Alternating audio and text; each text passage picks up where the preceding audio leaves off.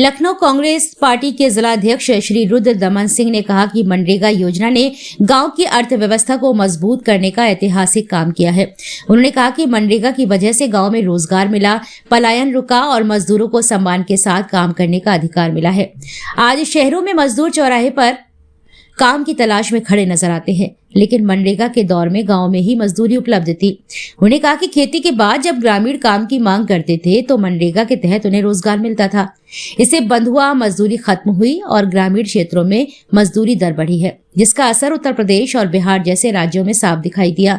मनरेगा ने गांव को आत्मनिर्भर बनाने का काम किया। श्री सिंह ने आरोप लगाया कि केवल नाम बदलने से रोजगार नहीं मिलता है। पहले कानून में काम मांगने का अधिकार था और 15 दिन के अंदर रोजगार देना अनिवार्य था।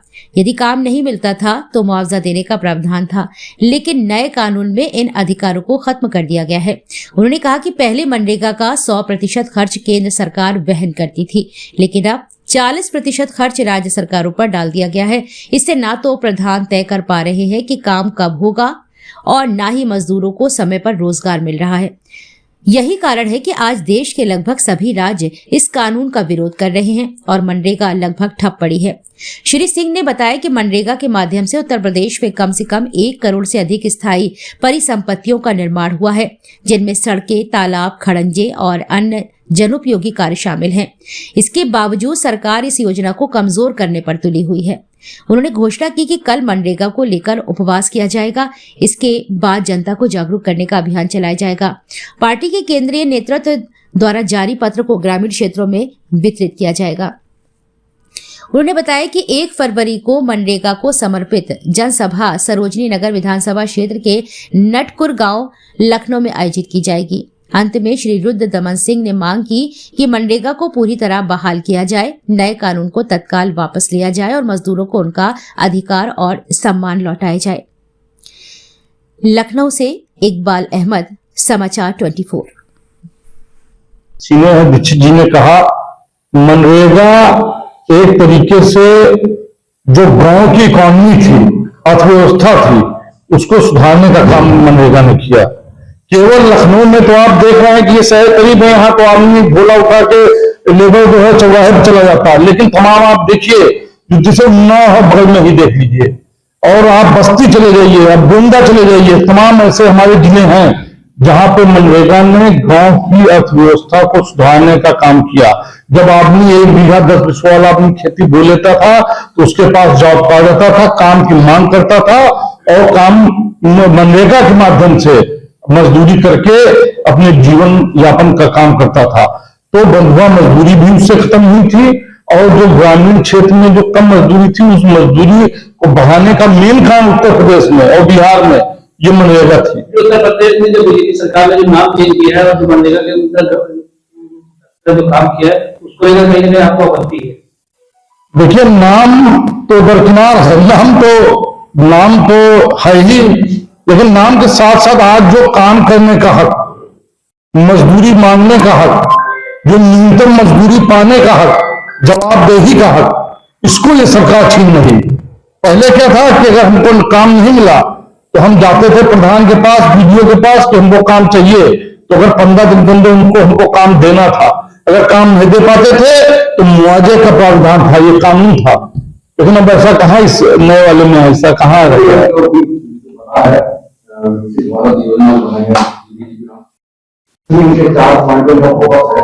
मैं बता रहा हूँ, इंफ्रास्ट्रक्चर तैयार करना फोकस है, मौसम की मार कम करने के लिए विशेष काम करना इनका फोकस है, जीविका से संबंधित इंफ्रास्ट्रक्चर तैयार करना वो इनका फोकस है, और जो चौथा सबसे बड़ी बात है पानी से जुड़े काम पर जल संचयन करना। 4 फोकस कर रहे हैं। मनरेगा जो कानून था उसमें ये था, देखिए 100% पैसा केंद्र सरकार देती थी, आज 40% राज्य सरकार को वहन करना है।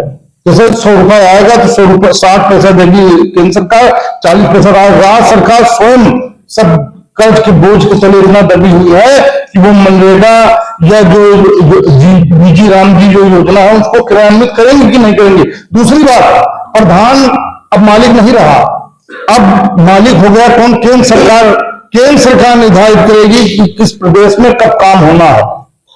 ये केंद्र सरकार की विवेक पे है। मान लीजिए जिस राज्य में चुनाव आने वाला है, उस राज्य में ये बीबी राम की योजना चालू कर देंगे, बाकी राज्य ऐसे पड़े हैं।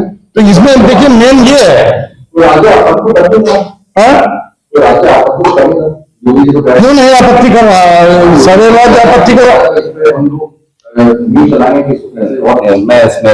आप भैया मनरेगा कहाँ चल रही है आप बताओ? आज आप लखनऊ में हैं, राजधानी में आप यहाँ है, आप किसी भी विकास खंड में जाकर मनरेगा की स्थिति देख लीजिए, कितना काम मनरेगा के द्वारा कम से कम 1 करोड़ परिसंपत्तियों का निर्माण हुआ। पूरे प्रदेश की बात में, पूरे देश की बात कर रहा हूं, पूरे देश में ग्रामीण सड़कें संपर्क, जैसा जी ने भी बताया, पूरे देश के अंदर 1 करोड़ तालाब, सड़कें, खड़ंजे, इवन आपको जो लैट्रिन मिलती 12,000 के, उसमें भी ये था कि मनरेगा के तहत लेबर सप्लाई का प्रावधान था। जो प्रधानमंत्री आवास आज चल रहा, उसमें भी था कि जो लेबर का पैसा है वो थ्रू मनरेगा प्रधानमंत्री करेगा। जिला अध्यक्ष के नाते हम लोगों ने ज्ञापन दिया था, डीएम का प्रदर्शन किया था कलेक्ट्रेट पे।